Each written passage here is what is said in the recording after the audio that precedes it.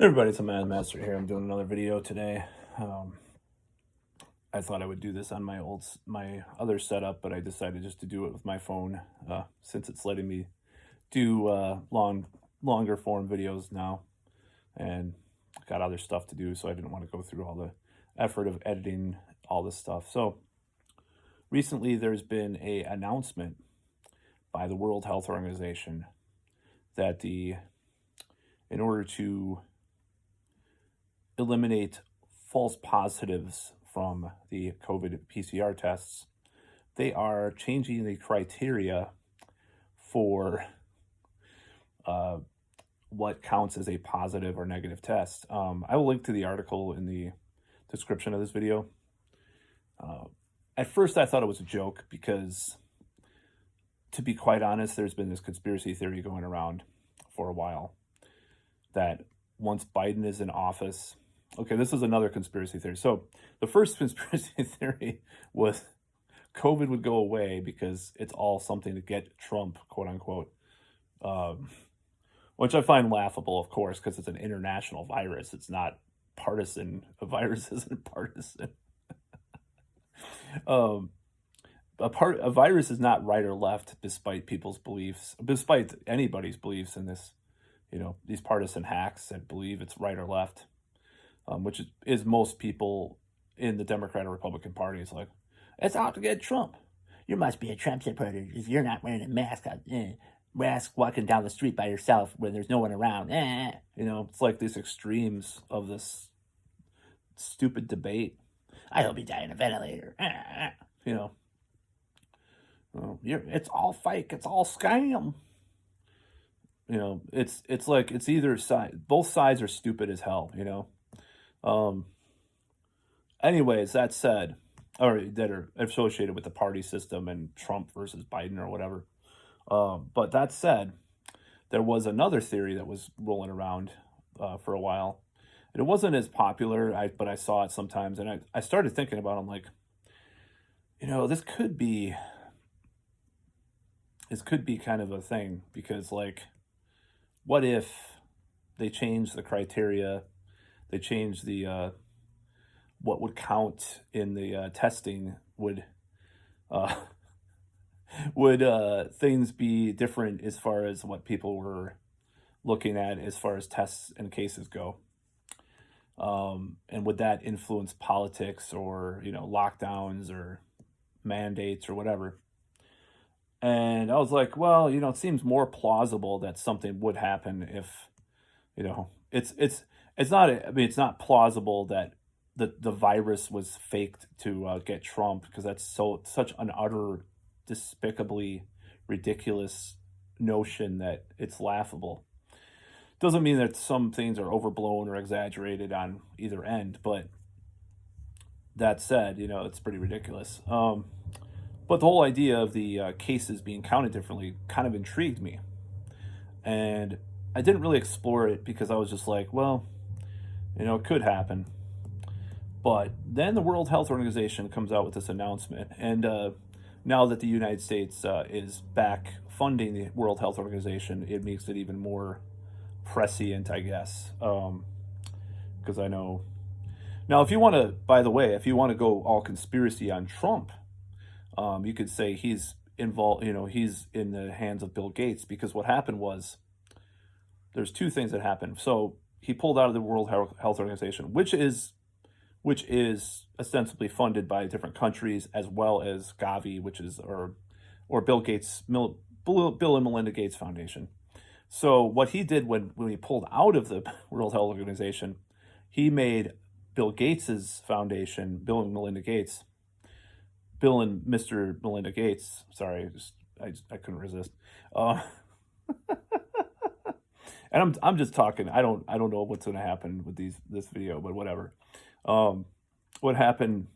Because I'm using all the names and I'm saying all this stuff, whatever. But he essentially made them the biggest funder of the World Health Organization by pulling out. So, and he also did that Gavi commercial, which is a Bill and Melinda Gates funded or linked organization, in the summer.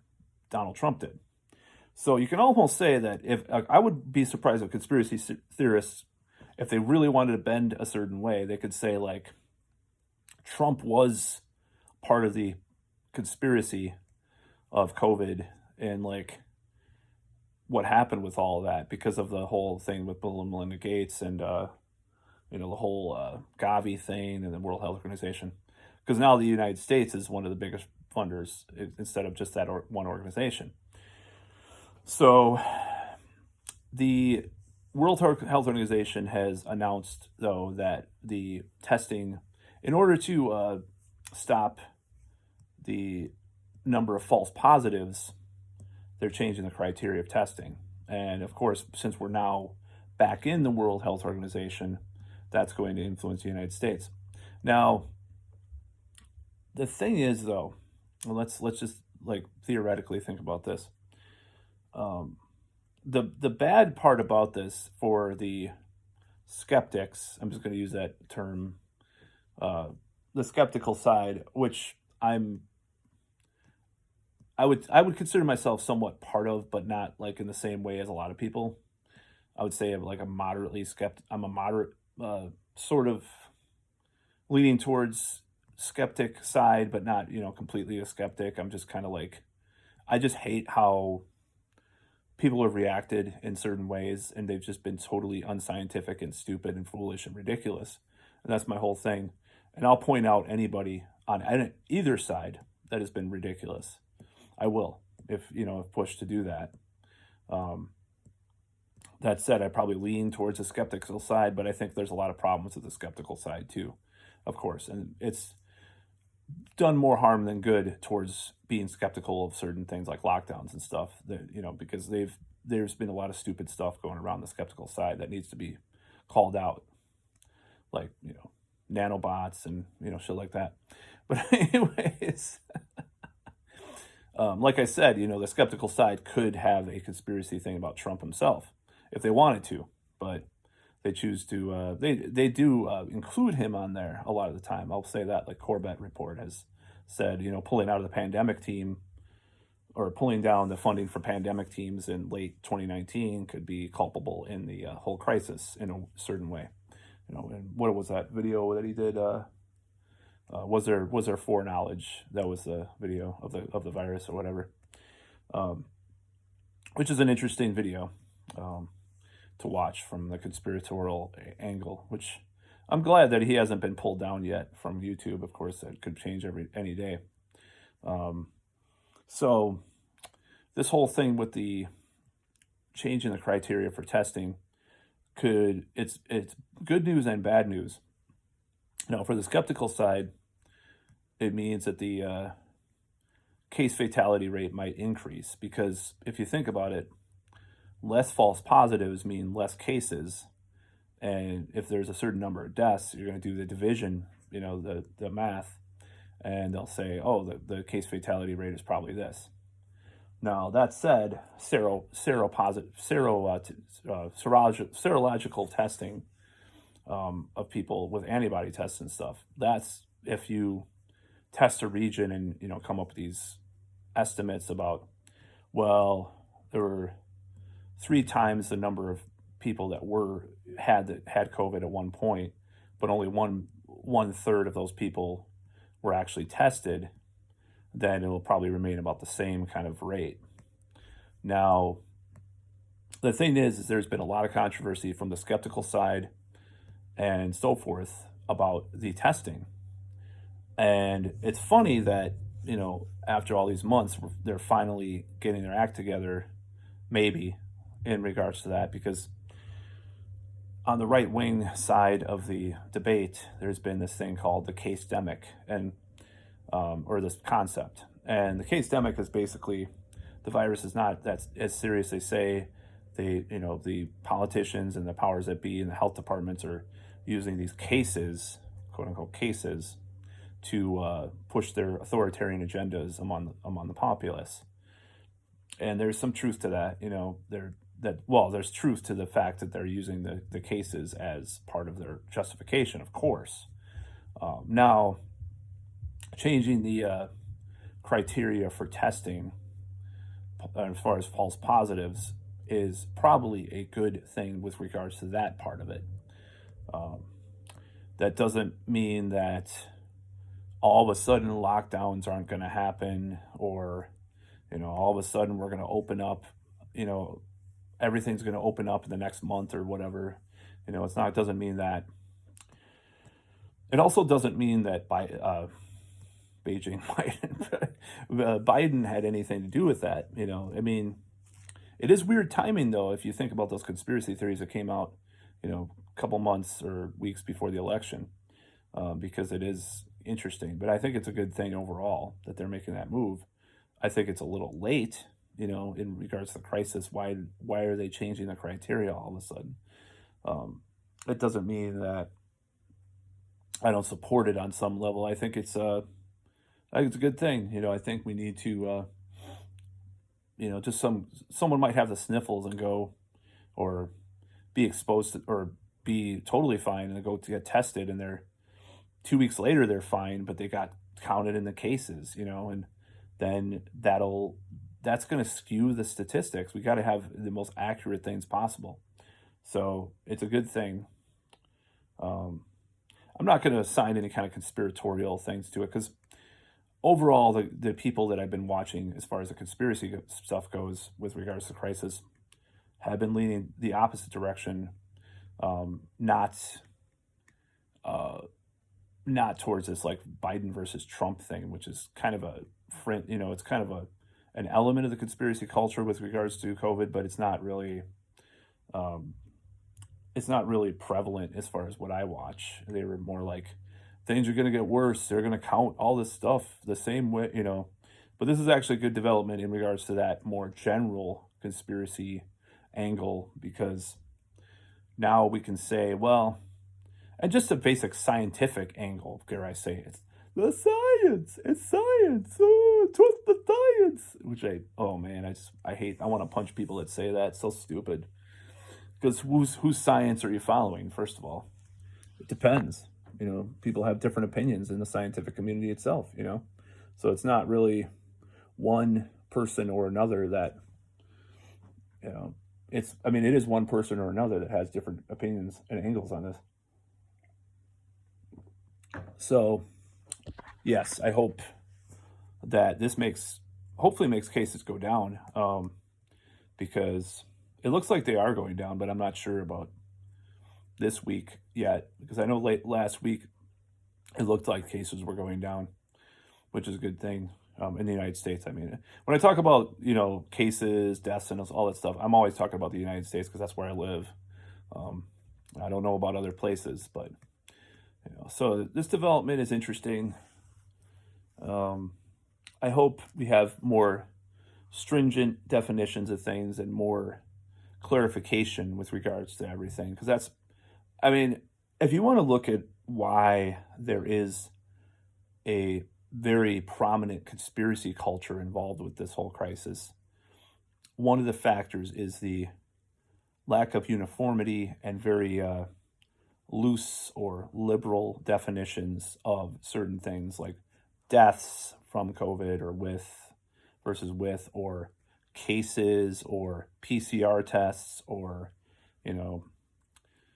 all these things. And then you have this like weird nebulous kind of almost like free for all, or throw everything in there, to under the COVID umbrella kind of attitude. And it's not even a scientific thing. It's just this culture of wanting to include everything under that, and the media narrative too mixed in with that, along with all these draconian, authoritarian. I'm just going to say it straight out. It's authoritarian. Now, regardless if you believe in like the risk of, if you believe in lockdowns, like because you have to save lives, we just have to temporarily suspend our liberties. Okay, that's, at least you're admitting that you're an authoritarian in that case. But these two divergent ideas, or not divergent ideas, but these two ideas it creates this gulf, this space where people fill it in with agendas and narratives that are of the conspiratorial sort, especially with the broken medical system in America and big pharma being such an influence in our very corrupt, broken system in the United States. I mean, we're essentially, like someone said, we're a third world country masquerading as a first world country in a lot of ways, and I feel like that's true. Um, so that kind of comes, that comes to the fore with this crisis. The people promising this money and then backing down, like certain demented Democratic presidential nominees, or people lying. Oh, like going to Biden, he lied about several different things about the virus, like the mask mandate, only for federal property. Oh, okay, big deal. I don't work for at a federal job, so who gives a shit? I'm gonna have a mask mandate for everybody, 100-day lockdown. I bet those people, those pro lockdown people, are really disappointed. He's gonna give everybody the virus. And like Newsom, I saw some real funny comments on there too about the pronouncement about the rescinding the stay-at-home orders. Of course, that doesn't mean the big cities will have no stay-at-home order, but he was really bashed, which he should be, because he's a shithead, but a greasy shithead because there's grease on his head. But it's a complicated situation. So alongside the media basically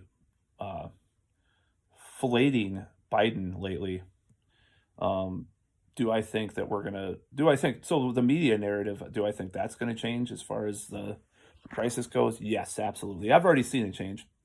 I was on Yahoo News or Apple News. There was nothing about COVID on there. I think it will be more buried. It's not going to be completely buried, but it's going to be less prominent in the media coverage. And even before Biden got elected, I started to see less commercials with masks and stuff, which was interesting. I don't know. So, but that's all. I just thought I'd report on the World Health Organization's changing of guidelines for PCR tests, which is a necessary, needed revision. Politically motivated, I don't know. Coinciding, a weird coincidence, with Biden being elected and stuff. I don't know. I can't answer that. I can't answer the geopolitical ramifications of them changing the testing criteria. All I know is that it's probably a necessary, desperately needed move for, because it's gotten, I think the thresholds, I think Alex Berenson was talking about this too on Joe Rogan's podcast. He was talking about how they had this weird threshold. And I think this is regards to that, where number of false positives, number of cases that were counted that were just way over the criteria that you should consider.